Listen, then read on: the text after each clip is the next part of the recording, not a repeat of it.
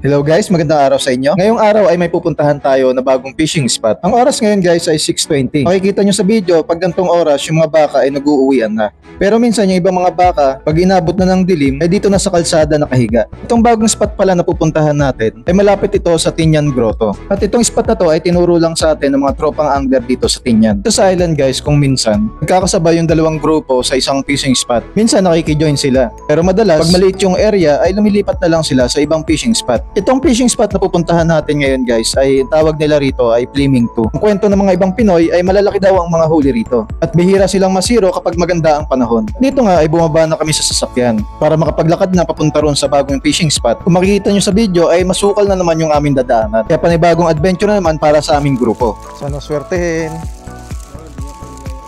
Baka sa iba ngayon sila. Sa ibang spot.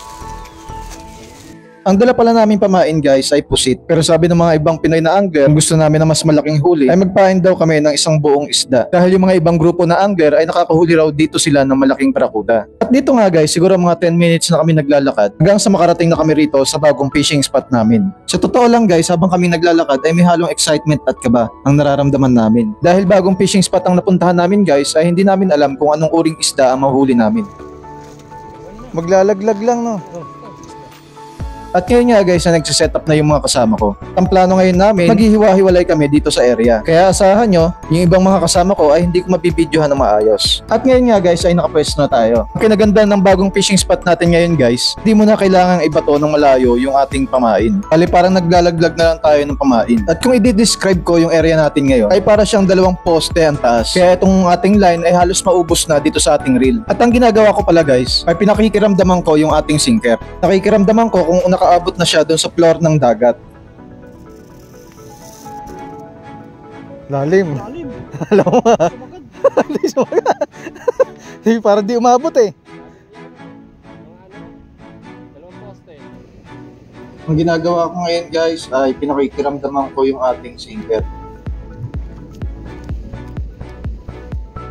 Chine-check ko guys kung nandun na siya sa flooring.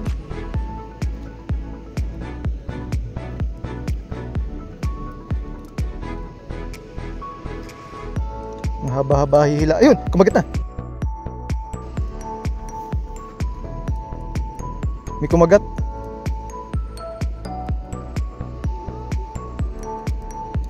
Ayun, ayun yun.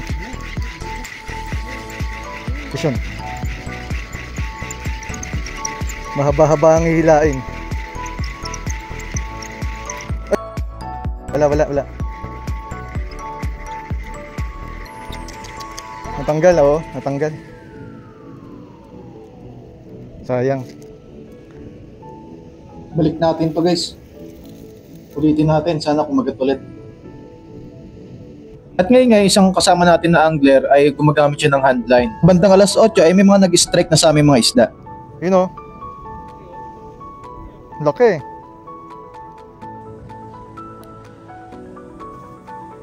Pisyon guys, pisyon. Malaki to, malaki. Sana kayanin.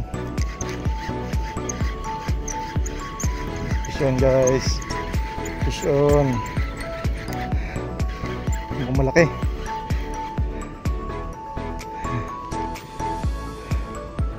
Dito nga guys, medyo nahirapan ako dun sa pag-angat dun sa isda. Ginamit yung fishing rod at hinila ko na lang pataas yung isda na ating nahuli. Yes! Hindi pa siya tumagos oh.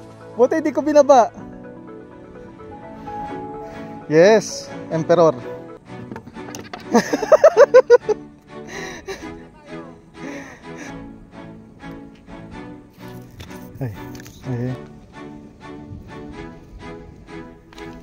Ay.